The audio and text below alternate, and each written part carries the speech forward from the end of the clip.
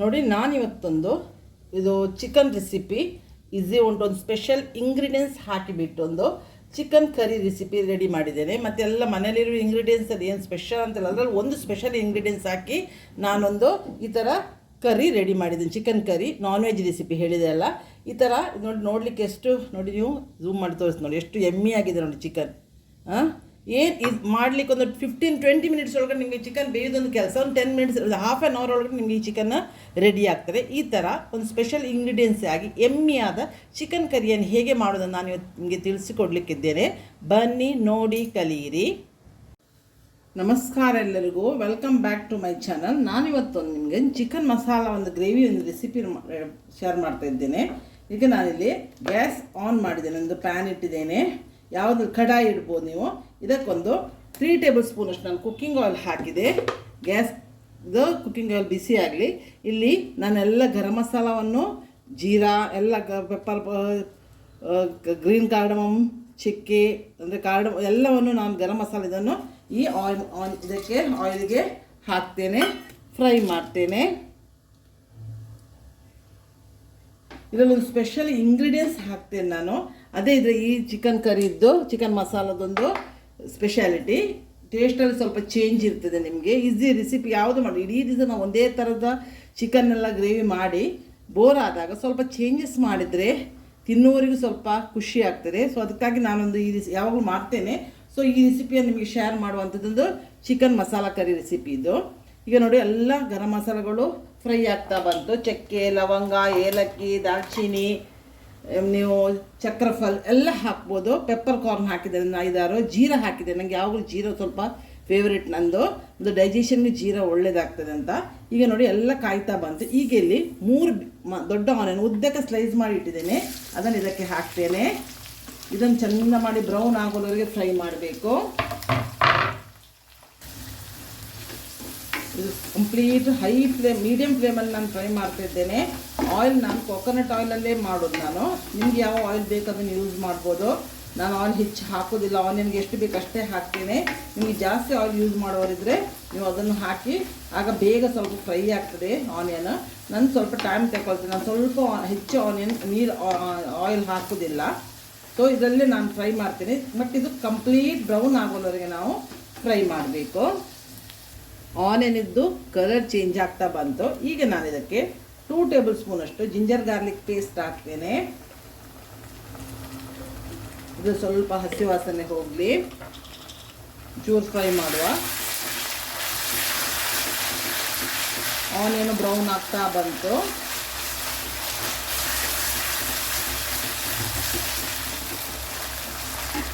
ಈಗ ನಾನು ಇಲ್ಲಿ 3 ಟೊಮೆಟೊವನ್ನು ಉದ್ದಕ್ಕೆ ಸ್ಲೈಸ್ ಮಾಡಿ ಇಟ್ಟಿದ್ದೇನೆ. ಇದು ರೌಂಡ್ ಟೊಮೆಟೊ, ಸ್ವಲ್ಪ ಹುಳಿ ಇರ್ತದೆ. ಇದು ನೀವು ಯಾವ ಟೊಮೆಟೊ ಯೂಸ್ ಮಾಡ್ಬೋದು. ನಾನು ಹೆಚ್ಚಿಗೆ ರೌಂಡ್ ಇರುವಂಥ ಟೊಮೆಟೊವನ್ನು ಯೂಸ್ ಮಾಡ್ತೀನಿ. ಉದ್ದ ಶೇಪಲ್ಲಿ ಇರೋದು ಸ್ವಲ್ಪ ಹುಳಿ ಕಡಿಮೆ ಇರ್ತದೆ. ಟೇಸ್ಟಲ್ಲಿ ರೌಂಡ್ ಟೊಮೆಟೊವೇ ಒಳ್ಳೇದಿರ್ತದೆ. ನೀವು ಟ್ರೈ ಮಾಡಿ ಬೇಕಿದ್ರೆ ಮಾಡಿದವ್ರು ನೋಡಿ. ಇದೆಲ್ಲ ನೋಡಿ ಪೇಸ್ಟ್ ಫ್ರೈ ಆಯಿತು. ಈಗ ಟೊಮೆಟೊ ಹಾಕ್ತೇನೆ. ಇದ್ರದ್ದು ಸ್ವಲ್ಪ ಹಸಿ ವಾಸನೆ ತೆಗೆಯುವ ನಾವು.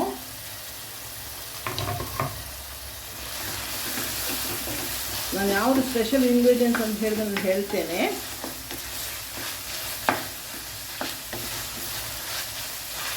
ನೀವು ಹಾಗೆ ಮಾಡಿದ್ದೀರಾ ಅಂತ ಕಮೆಂಟ್ ಬಾಕ್ಸಲ್ಲಿ ಹೇಳ್ಬೋದು.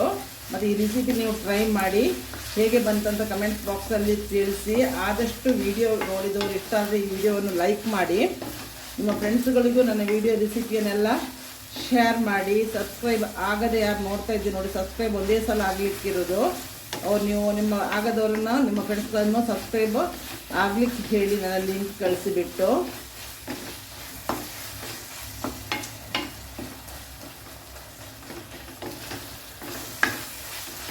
ನಾನು 7th 8th 9th ನಮ್ಮ ಇಲ್ಲಿ ಉಡುಪಿಯಲ್ಲಿ ಒಂದು ಕ್ರಿಶ್ಚಿಯನ್ ಹೈಸ್ಕೂಲ್ ಗ್ರೌಂಡಲ್ಲಿ ಒಂದು ಪವರ್ ಪರ್ಬ್ ಅಂತ ಒಂದು ಹೆಂಗಸರದೇ ಇದು ಹೆಂಗಸರೇ ಮಾಡೋದೊಂದೊಂದು ಎಕ್ಸಿಬಿಷನ್ ಉಂಟು. ಅದರಲ್ಲಿ ನಾನು ಸ್ಟಾಲ್ ಇಟ್ಟಿದ್ದೇನೆ ನಂದು ಕುಕ್ಕಿಂಗ್ ಇದ್ದು. ಅದರಲ್ಲಿ ಬಿರಿಯಾನಿ 3 ಐಟಮು, ಬಿರಿಯಾನಿ ಮತ್ತು ಆಪಮ್ ಮತ್ತು ಚಿಕನ್ ಸುಕ್ಕ, ಒಂದು ಬಿರಿಯಾನಿ, ಆಪಮ್ ಚಿಕನ್ ಸುಕ್ಕ ಮತ್ತು ಚಿಕನ್ ಗೀ ರೋಸ್ಟ್ ಒಂದು ಡ್ರೈ.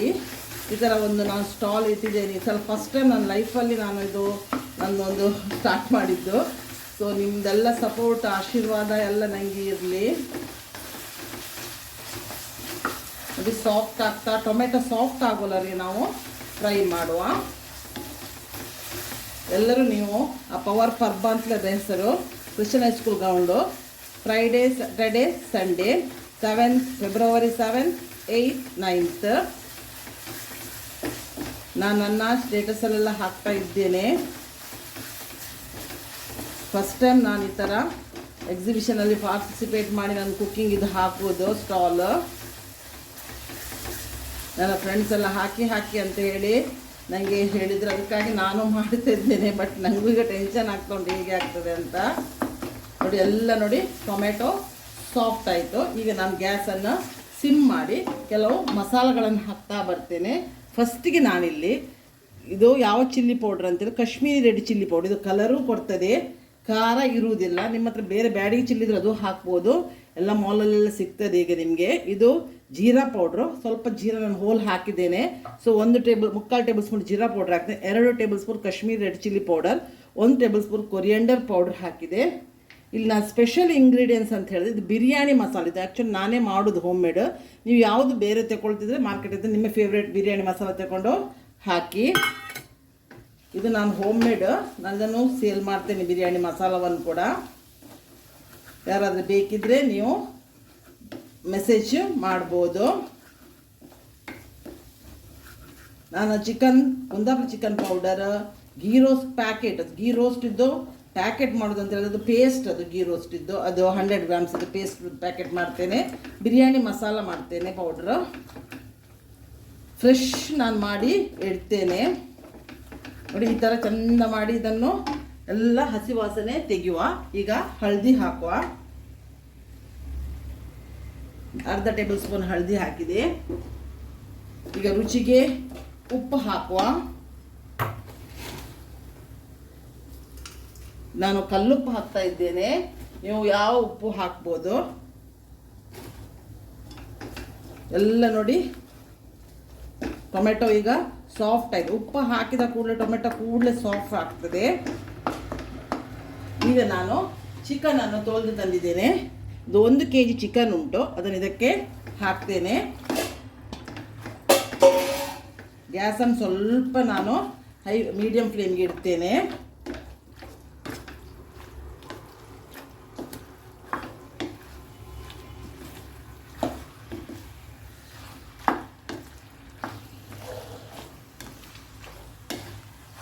ನಾವು ಕಾಶ್ಮೀರಿ ರೆಡ್ ಚಿಲ್ಲಿ ಪೌಡ್ರ್ ಹಾಕ್ಲಿಕ್ಕೆ ಹೋಗಿ ಸ್ವಲ್ಪ ಕಲರ್ ಬಂತು. ನನ್ನ ಬಿರಿಯಾನಿ ಮಸಾಲದಲ್ಲಿಯೂ ಖಾರ ಉಂಟು.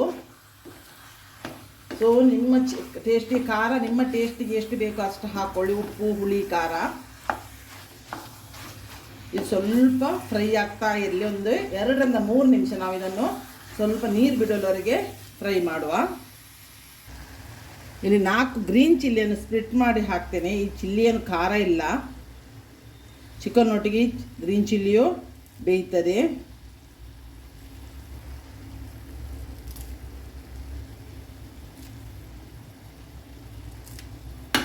ಸ್ವಲ್ಪ ಅದರದ್ದು ಗ್ರೀನ್ ಚಿಲ್ಲಿ ಟೇಸ್ಟು ಕೊಡ್ತದೆ. ಸೈಡನ್ನು ನಾನು ಸಿಮ್ಮಲ್ಲಿ ಫ್ರೈ ಮಾಡ್ತಾ ಇದ್ದೇನೆ ಇದನ್ನು.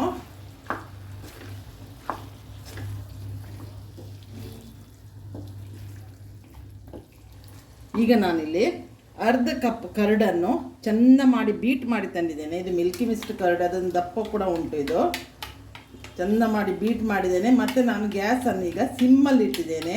ಅದು ಮೇನ್, ಇದು ಕರ್ಡಲ್ಲಿ ಹಾಕ್ತಂದ್ರೆ ನಾನು ನಿಮ್ಗೆ ಯಾವಾಗಲೂ ಹೇಳ್ತೇನಲ್ಲ, ಆದಷ್ಟು ಬೀಟ್ ಮಾಡಿ ಕರ್ಡನ್ನು. ಮತ್ತು ಗ್ಯಾಸನ್ನು ಹಾಕುವಾಗ ಸಿಮ್ಮಲ್ಲಿಡಿ. ಅಲ್ಲ ಗೊತ್ತಿದ್ದವ್ರು ನೀವು ಎಲ್ಲರಿಗೂ ಗೊತ್ತಿದ್ದ ವಿಷಯ ಅಂತ ಹೇಳಿ, ಗೊತ್ತಿಲ್ಲದವ್ರಿಗೆ ನಾನು ಇದನ್ನು ಹೇಳ್ತಾ ಇರೋದು. ಮತ್ತು ನನ್ನ ಸ್ಟಾಲ್ ನಾನೊಂದು ಹೇಳಲಿಕ್ಕೆ ಮರ್ತೋದೆ. ನನ್ನ ಸ್ಟಾಲ್ನ ಹೆಸರು ಸಹನಾ ಎಂಟರ್ಪ್ರೈಸಸ್ ಅಂತ. ನಾನು ಅದರಲ್ಲಿ ಬುಕ್ ಮಾಡಿದ್ದು. ಸೊ ಸಹನಾ ಎಂಟರ್ಪ್ರೈಸಸ್ ಸ್ಟಾಲಿಗೆ ಬನ್ನಿ ನೀವು. ಪವರ್ ಪರ್ಬಕ್ಕೆ ಬರುವವರು, Christian high school ground, February 7th, 8th, 9th ಇದು ಡೇಟ್. ವಾರ ಶುಕ್ರವಾರ, ಶನಿವಾರ, ಆದಿತ್ಯವಾರ 3 ದಿವಸ ಇದೆ. ಖಾಲಿ ಫುಡ್ಡು ಮಾತ್ರ ಅಲ್ಲ, ಎಲ್ಲ ಐಟಮ್ಸ್ ಅಲ್ಲಿ ಇರ್ತದೆ. ಸಾರಿಯವ್ರು ಬರ್ತದೆ, ಡ್ರೆಸ್ಸಿನವ್ರು ಬರ್ತದೆ, ಆರ್ಟಿಫಿಷಿಯಲ್ ಜ್ಯುವೆಲರಿ ಬರ್ತದೆ, ಎಲ್ಲ ಟೈಪಿನದ್ದು. ಹೆಂಗಸರದ್ದೇ ಮಾತ್ರ ಅದು, ಗಂಡಸರದ್ದಲ್ಲ. ಯಾರು ಹೆಂಗಸರು ಮನೆಯಲ್ಲಿ ಕೂತ್ಕೊಂಡು ಏನೆಲ್ಲ ಬಿಸ್ನೆಸ್ ಮಾಡ್ತಾರೆ ನೋಡಿ, ಅವರಿಗೆ ಸಪೋರ್ಟ್ ಮಾಡಲಿಕ್ಕೆ ಅದು ಮಾಡಿದ್ದು. ಸೊ ಯಾರೆಲ್ಲ ನೀವು ಮಾಡಿ ಅದೆಲ್ಲ ಸ್ಟಾಲ್ಗಳು ಬಂದಿರ್ತದೆ. ಎಲ್ಲ ನಂಗೆ ಒಬ್ಳಿಗೆ ಸಪೋರ್ಟ್ ಮಾಡಿ ಅಂತ ನಾನು ಹೇಳೋದಲ್ಲ. ಎಲ್ಲ ಫುಡ್ ಐಟಮ್ ವೆಜ್ ಬರ್ತದೆ, ಕೇಕ್ಸ್ನವ್ರು ಬರ್ತಾರೆ, ಎಲ್ಲ ಫುಡ್ ಐಟಮು ಬರ್ತದೆ. ಮತ್ತು ಬೇರೆ ನಿಮಗೆ ಡ್ರೆಸ್ ಮೆಟೀರಿಯಲ್ಸ್ ಹೆಂಗಸರಿಗೆ ಏನೆಲ್ಲ ಬೇಕು ಅದೆಲ್ಲ ಅಲ್ಲಿ ಸಿಗ್ತದೆ, ಸ್ಟಾಲ್ ಉಂಟು. ಸೊ ಎಲ್ಲ ಸ್ಟಾಲಿಗೆ ನೀವು ವಿಸಿಟ್ ಕೊಡಿ, ಎಲ್ಲರಿಗೂ ಸಪೋರ್ಟ್ ಮಾಡಿ. ಈಗ ನಾವು ಇದನ್ನು ಈಗ ಸಿಮ್ಮಲ್ಲೇ ಇಟ್ಟಿದ್ದೇನೆ ನಾನು, ಸರಿ ನೀರು ಬಿಡಲಿ. ಇದು ಒಂದು 10-15 ನಿಮಿಷ ನಾವು ಇದನ್ನು ಬೇಯಿಸು. ಮಿಡ್ಲಲ್ಲಿ ಒಂಚೂರು ನೀರು ಹಾಕೋ ನೋಡಿಬಿಟ್ಟು. ಈಗ ನಾನು ಇದಕ್ಕೆ ಸ್ವಲ್ಪ ಒಂದು 5 ನಿಮಿಷ ಆಯ್ತು ನೋಡಿ, ಎಲ್ಲ ಕುದಿ ಬರಲಿಕ್ಕೆ ಸ್ಟಾರ್ಟ್ ಆಯಿತು. ಇದಕ್ಕೆ ನಾನು 1 ಕಪ್ಪು ನೀರು ಹಾಕ್ತೇನೆ. ಆಗ ಚಿಕನ್ ಒಳ್ಳೆ ಎಲ್ಲ ಮಸಾಲವನ್ನು ಎಳ್ಕೊಳ್ತದೆ. ಇನ್ನು ನಾನು ಮೀಡಿಯಮ್ ಫ್ಲೇಮಲ್ಲಿ ಇದನ್ನು ಬೇಯಿಸ್ತೇನೆ. ಒಂದು 15 to 20 ಮಿನಿಟ್ಸ್ ಮೀಡಿಯಮ್ ಫ್ಲೇಮಲ್ಲಿ ಬೇಯಿಸುವ. ಚಿಕನ್ ಎಲ್ಲ ಮುಳುಗಿತ್ತು ನೋಡಿ, ಇಷ್ಟು ನೀರು ಬೇಕು. ನೀವು ಮಸಾಲ ಹಾಕುವಾಗಲೂ ನೀರು ಹಾಕ್ಬೋದು. ಮಸಾಲೆ ಎಲ್ಲ ಫ್ರೈ ಆದಾಗ ನೀವು ನೀರು ಹಾಕ್ಬೋದು. ಸೀದು ಹೋಗ್ತಂದು ಏನಾದರೂ ನಿಮಗೆ ಟೆನ್ಷನ್ ಇದ್ದರೆ ಮಸಾಲ ಫ್ರೈ ಮಾಡ್ತಿರುವಾಗಲೂ ನೀರು ಹಾಕ್ಬೋದು. ಇದು ಚೆಂದ ಮಾಡಿ ಬೇಯಲಿ. ಒಂದು 15 ಮಿನಿಟ್ಸ್ ಆಗ್ತಾ ಬಂತು ನೋಡಿ. ಗ್ರೇವಿ ನೋಡಿ ಎಲ್ಲ ಇದು ನಾವು ಹಾಕಿದ ಆಯಿಲ್ ಎಲ್ಲ ಬಿಡ್ತು, ಎಷ್ಟು ಎಮ್ಮೆಯಾದ ಗ್ರೇವಿ ರೆಡಿ ಆಯ್ತು ನೋಡಿ. ಏನು ನಾವು ಹಾಕಲಿಲ್ಲ ನೋಡಿ, ಇದು ಕಾಯಿ ಕ್ರೀಮು ಏನು ಹಾಕಲಿಲ್ಲ. ಈಸಿಯಲ್ಲಿ ಈ ಥರ ನೀವು ಬಿರಿಯಾನಿ ಮಸಾಲ ಇದ್ದರೆ ಬಿರಿಯಾನಿ ಮಸಾಲ ನಿಮ್ಮ ಖಾರ ನೋಡಿ ನೀವು ಹಾಕಿ. 1.5 ಟೇಬಲ್ ಸ್ಪೂನ್ 2 ಟೇಬಲ್ ಸ್ಪೂನ್ ಬೇಕಾಗ್ಬೋದು. ನಾನು ಸ್ವಲ್ಪ ಖಾರ ಉಂಟು ಅಂತ ಹೇಳಿದೆ ಅಲ್ಲ ನಾನು. ನೀವು ಹೊರಗಡೆ ಇದು ಬಿರಿಯಾನಿ ಮಸಾಲ ತಗೋ, ಅದರ ಟೇಸ್ಟಿನ ಪ್ರಕಾರ ನೀವು ಹಾಕಿ. ಈ ಥರ ಇದು white rice, chapati, chapati white ರೈಸ್ಗೆ ಎಲ್ಲದಕ್ಕಿದು ಈ ರೆಸಿಪಿ ಒಳ್ಳೆಯದಾಗ್ತದೆ. ಈ ಚಿಕನ್ ಮಸಾಲ ಇದಕ್ಕೆ ನಾನು ಮೇಲೆ ಸ್ವಲ್ಪ ಕೊತ್ತಂಬರಿ ಸೊಪ್ಪಲ್ಲಿ ಗಾರ್ನಿಷ್ ಮಾಡಿ ಪುನಃ 5 ನಿಮಿಷ ಈಗ ಸಿಮ್ಮಲ್ಲೇ ಬೇಯಿಸ್ತೇನೆ. ಇಲ್ಲಿಗೆ ಚಿಕನ್ ಮಸಾಲ ರೆಡಿ ಆಗ್ತದೆ. ಸ್ಪೆಷಲ್ ಇಂಗ್ರೀಡಿಯೆಂಟ್ಸ್ ಹಾಕಿದ ಒಂದು ಚಿಕನ್ ಮಸಾಲ ರೆಡಿ ಆಗ್ತದೆ. ನೀವು ಈ ರೆಸಿಪಿ ಇಷ್ಟ ಆದರೆ ಇದಕ್ಕೊಂದು ಲೈಕ್ ಕೊಡಿ. ಸಬ್ಸ್ಕ್ರೈಬ್ ಆಗದೆ ಯಾರು ನೋಡ್ತಾ ಇದ್ದೀರಿ ನೋಡಿ, ಅವರೆಲ್ಲ ಸಬ್ಸ್ಕ್ರೈಬ್ ಆಗಿ ನೋಡಿ.